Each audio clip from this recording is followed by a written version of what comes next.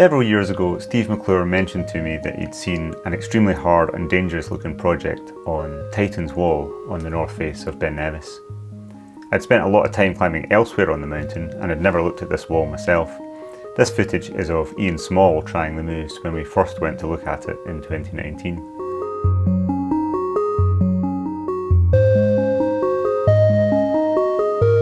Most of the time, Ben Nevis is too cold and wintry for hard rock climbing, and our summers are not always so dry.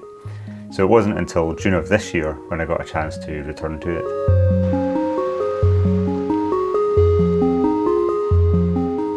It's just the start of June just now, and I'm back on Ben Nevis for the first time since the winter. I'm just sitting on the belay at the top of Titan's Wall on Carngerrig, and there's a project just to the side of it, which I'd like to try. It's very, very hard. I have tried it for 2 sessions before with Ian Small, and Ian felt it was maybe a bit hard and bold, so he's left it.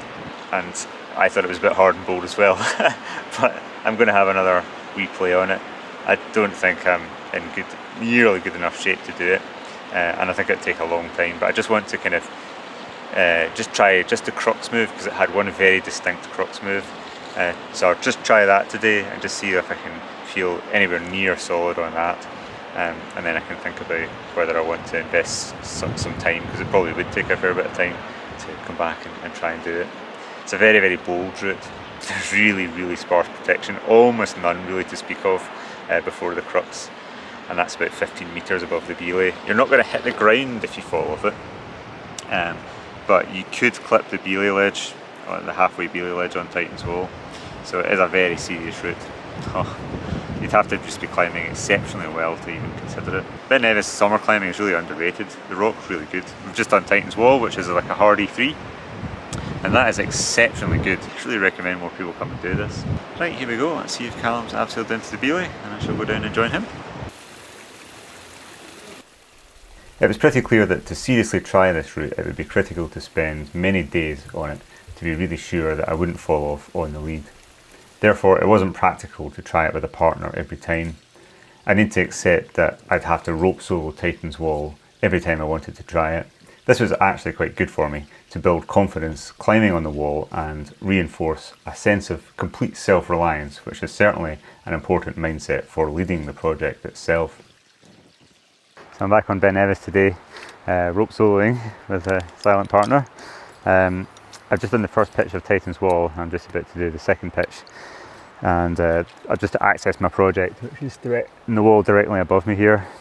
Unfortunately, I need to do both pitches to actually hang a rope down it, so it takes a wee while. But it's good practice for the rope soloing, which I kind of need to get a bit better at. Unfortunately, while I was training, I slightly injured my elbow about 2 weeks ago, and I had to take a week off. And I thought that was it for me for the season, on this project at least, but it seems to have recovered rather quicker than I was expecting, so I actually didn't feel it at all going up that first pitch. So we'll see how we get on a bit harder climbing. So maybe it's still possible this year. I don't know, it just still seems so remote, the idea of me actually leading this thing. However, they all feel like that until you just get there. You get to that point where you're ready, and then all of a sudden it doesn't feel remote. It feels like you should just do it. So all you can really do with these projects is keep kind of pushing until you reach that point. Sometimes it comes a little bit quicker than you think. Right, let's get a runner in. The holes on the route are really small, and in humid conditions it feels like the living end. However, trying it in these conditions is a good incentive to improve your sequence, such that when you do eventually come to lead, there are no mistakes. Oh God. I just can't hang the crimps tonight.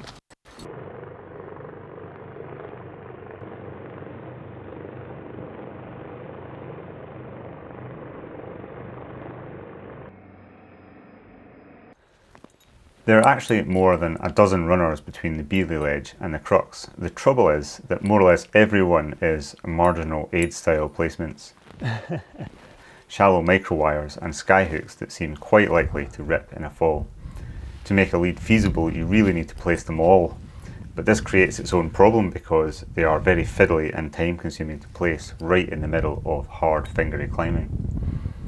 The route is perhaps 8A to climb straight through, but could be 2 or 3 grades harder to stop and place the gear. The other option you have is to place the runners and down climb to a no hands rest, in this case the belay ledge. So long as you don't weight the rope, this is fine. Ah, fucking hell.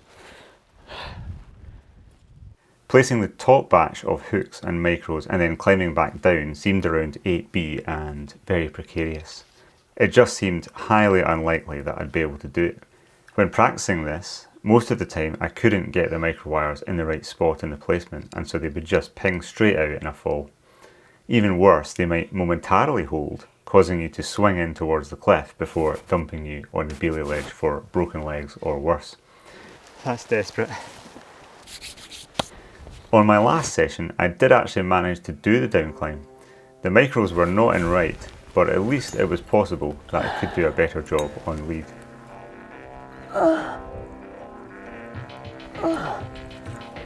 It's just not in.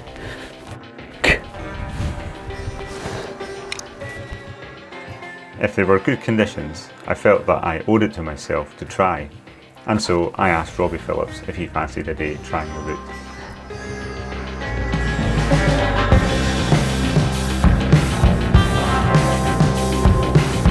Waiting for the knock to knock me out, waiting for the knock to knock me out, waiting for the knock. I felt that I could take the lead in stages, going up a couple of times to place the runners. The first foray should shed any sense of anticipation at the prospect of leading, so that for the much harder second batch of runners, I'd hopefully be more focused and ready to shed any inhibitions on trying really hard. Right, great stuff. Ah, thanks for that. Yeah, no worries. Good to get that done. While I rested, Robbie led the Titan's wall crack so that he could try the moves himself on the top rope.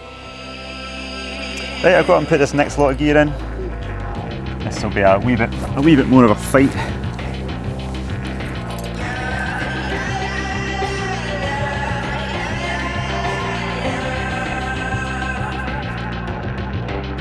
To place the crucial top runners, you actually reach out left from the sequence to a slightly bigger hold that's off the route but takes the skyhook.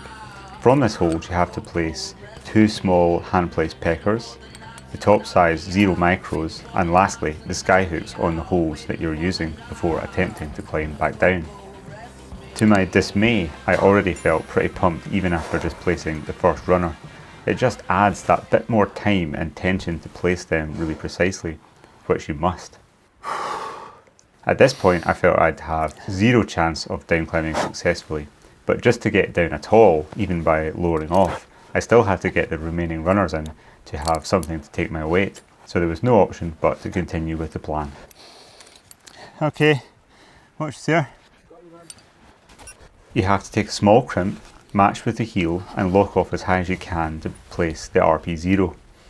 I couldn't hold this position long enough to clip it as well, but at least I can reach the draw to clip after dropping my feet back down to a more comfortable position.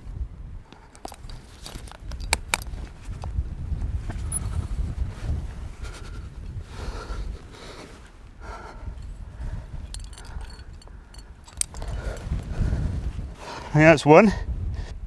Then it's time to repeat for the sideways micro wire. This is the most hopeful runner of the lot, and it really matters to get this in right.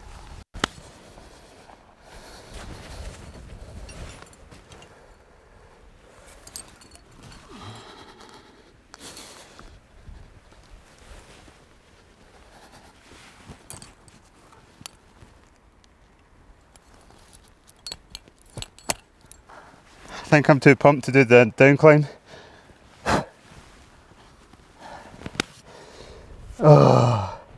Finally, time for the skyhooks. Equalised on rope, a screamer to clip, and a trailed third rope to tie them down to the belay to give them less chance of pinging off in a fall.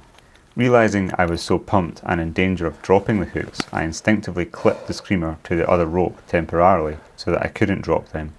So I still have some sense, but not that much. I am so completely pumped and scared that I've put the right hand skyhook in the left hand placement, but I haven't realised it yet. That's the wrong fucking one. Once I realised my mistake, I hooked the hook onto my thumb to store it while I got the correct one placed.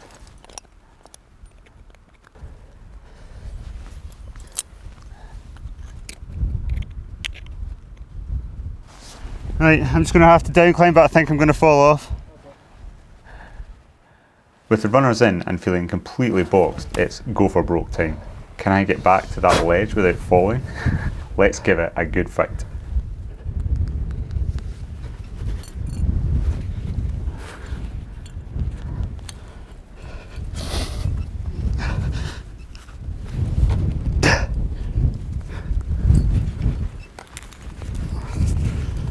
Ah!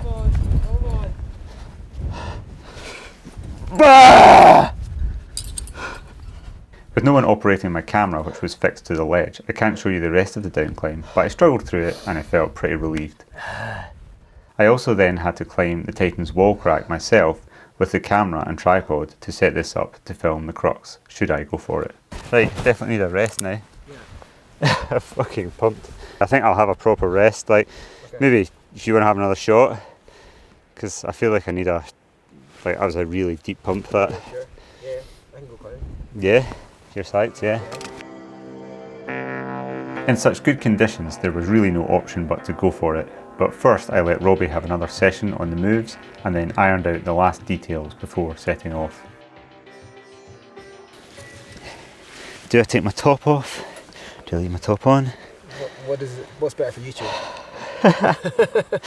That's the main thing. Taps off for YouTube. Taps off for YouTube.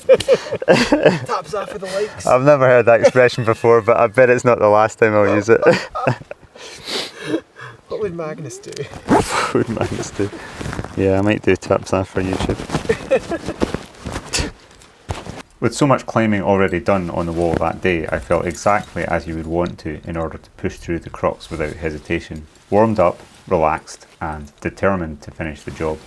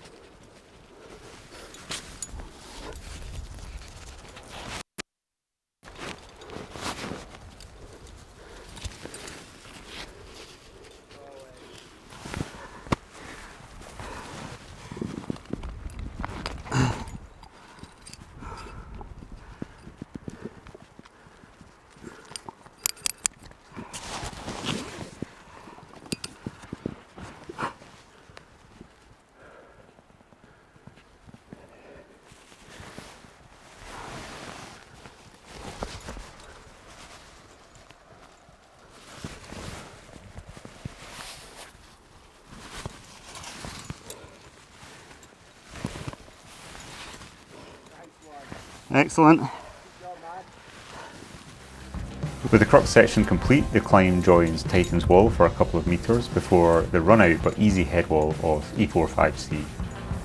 You can see the intermediate belay that we used to hang the top rope, and I was surprised that I was able to turn my camera around on lead and film this bit.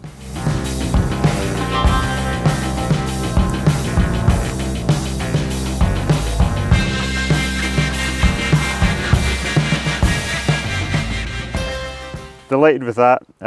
Just came up with the idea that I might go on lead and just put the first batch of gear in, see how that went, and then if that went well I'd put the second batch of gear in, and that went okay.